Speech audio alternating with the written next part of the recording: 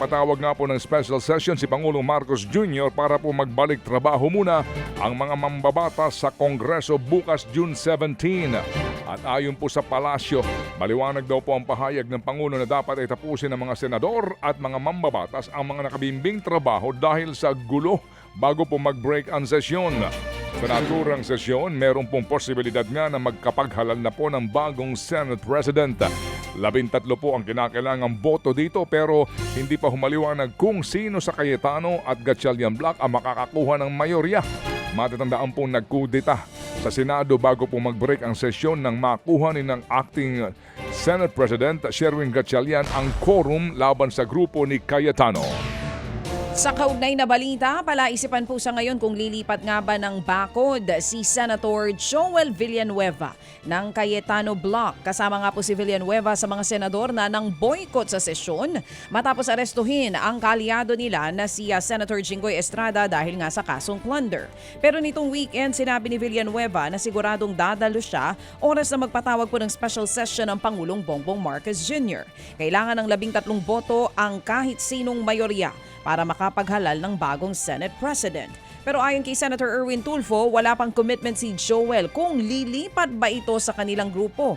Gayunman, umaasa raw si Tulfo na tutuparin ni Senator Alan Peter Cayetano ang pangako niya na bababa ito sa pwesto oras nga na makakuha sila ng 13 boto. Ayon naman kay Cayetano, nakausap niya daw si Villanueva at nagkaroon sila ng heart-to-heart talk ng senador. Iminungkahi po naman ni Senador Ping Lacson na payagang dumalo sa impeachment trial ang mga nakakulong na senador.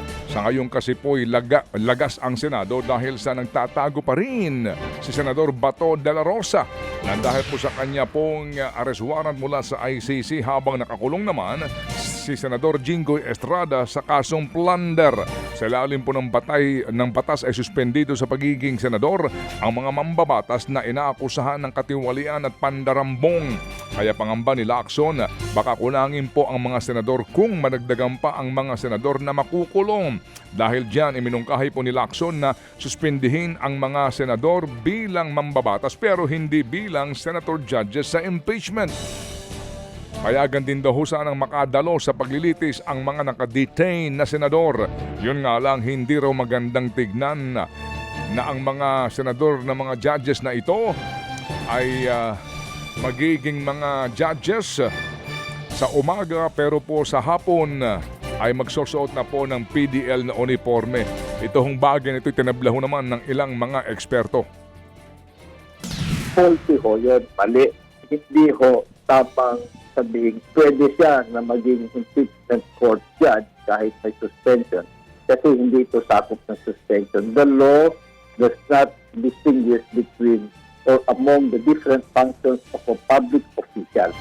Yan po ang tinig ni former IBP President Attorney Domingo Cayosa. Samantala, nagbitiw na po bilang head coach ng Ateneo Blue Eagles si Coach Tab Baldwin kasunod po ng pagkalunod ng student athletes na sina Rene Baterbonia at Divine Adili. Nag-resign na nga po nag-resign na rin ang team manager ng kupunan na si Epok Kimpo. Ayon po sa pamunuan ng Ateneo de Manila University, kinakailangan pong palitan ng mga nagpapatakbo sa kupunan para maproteksyonan ang integridad ng kanilang sports program. Humingi rin sila ng paumanhin sa publiko dahil sa nangyari. Sa ngayon po iniimbestigahan na rin ng PNP-CIDG ang insidente at tinitignan ang anggulong homicide at hazing. Samantala, hindi naman sumipot si Baldwin matapos pong ipasabpina ng DOLE kahapon kaugnay po ng kanyang Alien Employment Certificate. Paliwanag ng abogado niya, masama raw ang pakiramdam nito. Bukod sa DOLE, ipinasabpina na rin ng NBI at DILG si Baldwin para sa investigasyon. Naiuwi po naman sa Agusan del Sur ang mga labi ni Rene Baterbonia. Puno ng mga taga-suporta po ang bumungad sa funeral convoy ni Rene nang dumating ito sa Trento, Agusan del Sur kahapon. Marami ang nag-abang sa kalsada para nga po ipakita ang kanilang pakikiramay sa pamilya ng yumaong basketball player. Iniuwi sa kanyang hometown sa Talacogon sa Agusan si Rene para doon iburol bago tuluyang pong ilibing sa June 24. Mga kapatid, patuloy po kayong tumutok sa 105.9 True FM para sa totoong balita, impormasyon, music and entertainment. Mag-subscribe sa aming YouTube channel at podcast at sundan nyo kami sa Facebook, Instagram, X at TikTok sa True Network PH. Bisitahin din po ang aming official website, truefm.ph. At panoorin din kami sa True TV Signal, Channel 19. Kami po ang 105.9 True FM. Laging true sa'yo, kapatid. Ito tayo.